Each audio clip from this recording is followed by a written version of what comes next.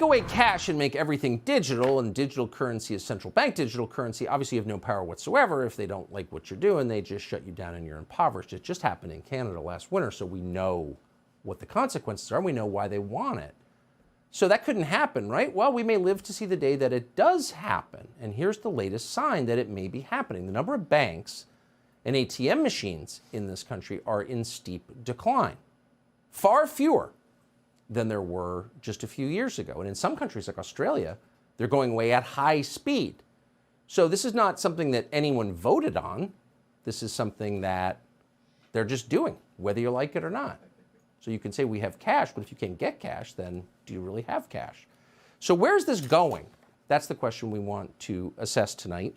And we're going to with Catherine Austin-Fitts, who has been monitoring this. She founded the Solari Report. She's also the Assistant Secretary of Housing and Urban Development, and we're happy to have her. Catherine, thanks for coming on. So I think if you put this up to a vote nationally, most people would say, no, I may not use cash, but I'd like to have cash, because if there's no cash, then I have no control over my life. But it seems like this could be a way to affect the same outcome without a vote. So, Tucker, one of the bedrocks of freedom is freedom to do financial transactions, including privately, or freedom to do where you want to do and wherever you want to do. And unfortunately, as the financial system has become more and more digital, you see more and more not only invasive surveillance, but more and more controls. You referred to Canada, perfect example. And the reality, as the financial system gets more controlling and more invasive, it's a little bit like bringing up a corral around us. And CBDCs, central bank digital currencies, and vaccine passports or digital IDs are sort of the last shutting of the gate. It's hard for many people to imagine the risks here because we're so used to living with financial transaction freedom, and we don't understand that when this gate closes on us, we literally will be sitting in a system where the central banks believe that our assets belong to them, and they can dictate where we can spend money and what we can spend money on. The important thing to understand is central bank digital currencies are not currencies. It's a financial transaction control grid, and it gives the ability for the central bankers, and they've said this publicly, the ability to not only set the rules centrally, but enforce the rules centrally. If you don't behave, you can have your money turned off.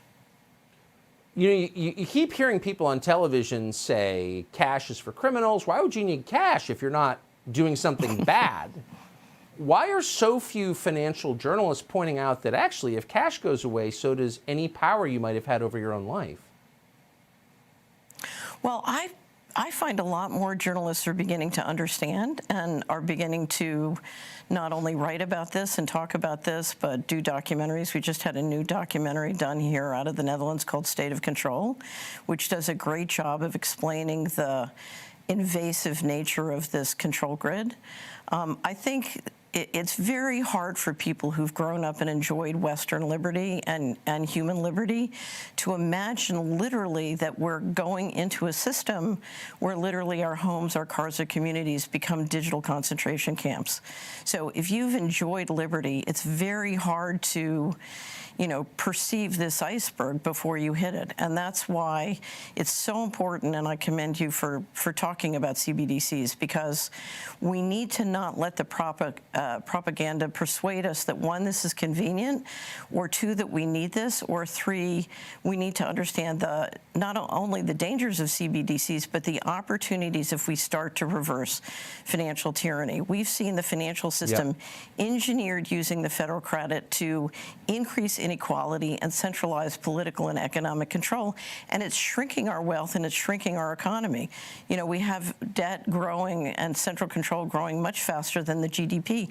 That can be reversed. So the opportunity of rejecting financial tyranny and financial transaction control is so important. And all over the United States, there are great state legislatures working on legislation and passing legislation to protect our right to use cash, increasingly talking about state bullion depositories, state sovereign banks.